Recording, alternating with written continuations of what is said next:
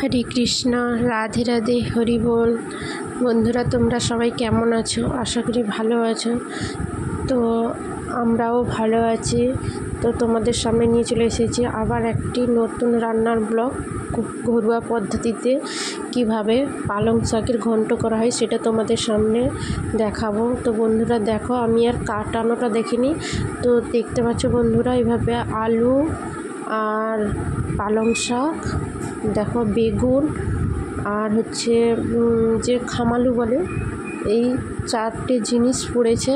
তো এটাকে আমি কড়াই প্রথমে সেদ্ধ করতে বসে দিয়েছি, তারপরে মশলা বাটতে চলে এসেছি। দেখো কি কি নিয়েছি: কাজু, চালমগজ, আদা আর এই সর্ষে।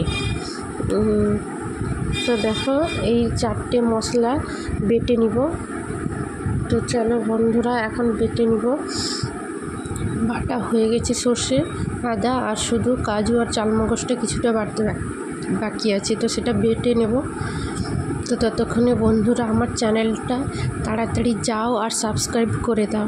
বন্ধুরা প্লিজ রিকোয়েস্ট থাকলে প্লিজ সাবস্ক্রাইব করো, সাপোর্ট করো আমার ভিডিওগুলো। যদি কোনো ভুল হয়ে থাকে প্লিজ বন্ধুরা তোমরা সবাই আমাকে কমেন্ট করে বলো, তাতে আমার সুবিধে হয় ঠিক করে করার জন্য।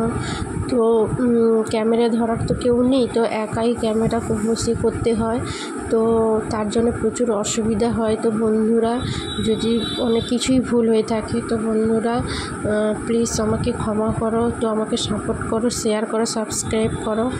দেখো আমি তুলে নিচ্ছি। দেখো বন্ধুরা, মশলাগুলো তুলে নিলাম বাটিতে, আর বাটিতে জল করে রেখেছিলো। এবার শিলটা ধুয়ে সব কিছু বাটিতে মশলার জলগুলো নিয়ে নিচ্ছি। বন্ধুরা মশলা বাটা, শিলে বাটা কিন্তু টেস্ট আলাদা হয় মশলা। তো বন্ধুরা তোমরা বাড়িতে খেয়ে দেখতে পারো, খুবই টেস্টি হয়। আমার তো ভালো লাগে। তো তোমাদের কেমন লাগে তোমরা বাড়িতে ট্রাই করো আর আমাকে বলো, ঠিক আছে? তো বন্ধুরা অবশ্যই বলবে। তো এখন চলে এসেছি, দেখো বাটিটা রাখবো,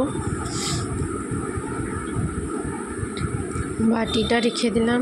এবার কড়াই সিদ্ধ হচ্ছিল, এবার তাতে লবণ আর হলুদ দিয়ে দিব। তো দেখো বন্ধুরা, শাকটা সিদ্ধ হয়ে গেলে তো ঘন্ট তো শুকতে হয়, তো খুবই টেস্টি হয়। এখন বেটে রাখা সর্ষে, চালমগজ আর কাজু তিনটা দিয়ে দিব একসঙ্গে। এটা ঘরোয়া পদ্ধতিতে আমার যা কিছুই আমি তোমাদের সামনে শেয়ার করি, তো সাধারণভাবে যেভাবে খাওয়া হয় বা আমি যেভাবে খাই সেটা তোমাদের সামনে শেয়ার করলাম। দেখো হলুদ গুঁড়ো দিয়ে দিব। সিদ্ধটা প্রথমে বসিয়ে দিয়েছিলাম, তো তারপরে মশলাটা বেটে নিয়েছি। তো এখন মশলা বাটা হয়ে গেছে, এখন হলুদটা দিয়ে দিলাম আর মশলা যে বেটেছিলাম তিনটা মিশ্রণ, কাজু, চালমগজ আর সর্ষে তিনটে দিয়ে দিলাম। এবার আর একটু হলুদ লাগবে বলে আর একটু দিয়ে দিলাম।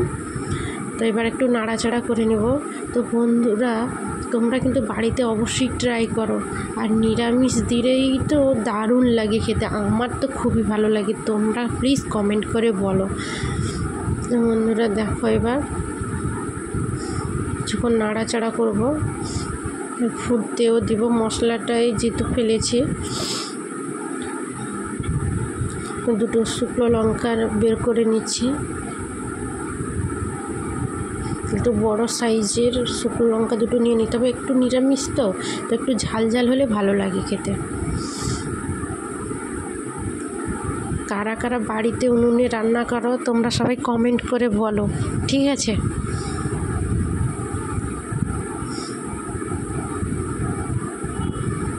তো দেখো বন্ধুরা ফুটছে, আর জ্বালনটা খুব বেশিও দিবে না আর খুব হালকাও দিবে না, মিডিয়ামেতে রাখবে।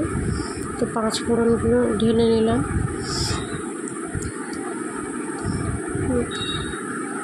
তো কী কী ঘন্টটা ছৌকার জন্য কী কী: দুটো শুকনো লঙ্কা আর পাঁচ ফোড়ন আর দুটো বড় সাইজে তেজপাতা নিয়ে নিব,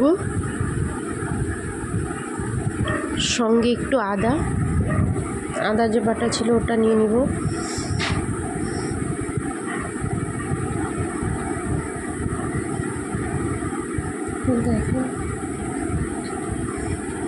দেখো পুরো সবজিটা এবারে গামলায় ঢেলে নেবো, সেদ্ধ হয়ে গেছে। তারপরে দেখাচ্ছি ঢেলে। তো এক হাতে ক্যামেরা ধরে করতে হচ্ছে, তো তার জন্য অসুবিধা হয় প্রচুর, একা একাই করতে হয়। তো বন্ধুরা প্লিজ আমাকে একটু সাপোর্ট করো। সিদ্ধ হয়েছে কিনা দেখে নিলাম, আর সিদ্ধ পুরো হয়ে গেছে। এবার নামিয়ে নিব। খুবই সিম্পল, 10 মিনিটের মধ্যেই হয়ে যাবে পুরো একটা তরকারি। তো সবজিটা কাটা থাকলো, সিদ্ধ বসিয়ে দিলে ব্যাস। তারপরে লবণ, হলুদ আর কিছু বাটা মশলা মিশিয়ে দিলে ব্যাস। নামিয়ে দেওয়ার পরে এবার কড়াই তেল দিয়ে দিলাম। দেখো বন্ধুরা, তেল দিয়ে দিলাম। এবার দুটো বড় সাইজের তেজপাতা, সেটা তোমাদেরকেও দেখালাম কি নিয়েছি দিব। তোমরা দেখো, দিলে বুঝতে পারবে। তোমরাও বাড়িতে ট্রাই করো অবশ্যই। আর কারা কারা পালং শাকের ঘন্ট খেতে ভালোবাসো তারা প্লিজ কমেন্ট করে বলো কিন্তু। দেখো শুকনো লঙ্কাগুলো যতক্ষণ না লাল না হচ্ছে ততক্ষণ ওয়েট করব। একটু নাড়াচাড়া করে দেবো যাতে লাল হয়ে যায় তাড়াতাড়ি, মাঝখানের দিকে দিয়ে দিলে। তো মশলা এখন ছুঁক দিব, তো তার জন্যে বেশি আগুন দিব না, হালকা আগুনে করব। দেখো লঙ্কাগুলো প্রায় লাল হয়ে এসছে। এরপরে আদা বাটা দিয়ে দিব, তেজপাতা দুটো দিয়ে দিলাম, একটু নাড়াচাড়া করে 5 ফোড়ন দিয়ে দেবো। তো আদাটা দিলে তেলটা ছিটকে না, তো ক্যামেরাটা একটু নড়ে গেল। দেখো 5 ফোড়নটা দিয়ে দেবো। এবার নাড়াচাড়া করে গামলাতে ঢেলে রাখা শাক ঢেলে দেবো, আর সাথে তারপরে অল্প চিনি দিয়ে দেবো। হালকা একটু মিষ্টি দিতে হয়, কারণ পালং শাক তো একটু হয়, মানে একটু মিষ্টি কম লাগে টাইপের আর কি। তো এতে একটু মিষ্টি দিলে ভালো লাগে খেতে। আমার তো দারুণ লাগে। তোমরা কমেন্ট করে কিন্তু বলো, ঠিক আছে বন্ধুরা। আর এটা কিন্তু একটা তুলসী পাতা দিয়েও ভগবানকে প্রসাদ হিসেবে নিবেদনও করা যেতে পারে, কোনো অসুবিধা নেই। আমি যে কটা রেসিপি দেখিয়েছি সে কটা রেসিপি আপনারা ভগবানকেও তুলসী পাতা দিয়েও দিতে পারেন। তো দেখো বন্ধুরা, ফুটছে তরকারিটা। তো তরকারিটা বুঝবে কী করে বলো দেখি। এই তরকারিটার ওপরে যে ফ্যান টাইপের মতন হালকা হয়ে যায় না, ওটা যখন কমে যাবে তখন ভাবে পুরো তরকারিটা পুরোপুরিভাবে হয়ে গেছে।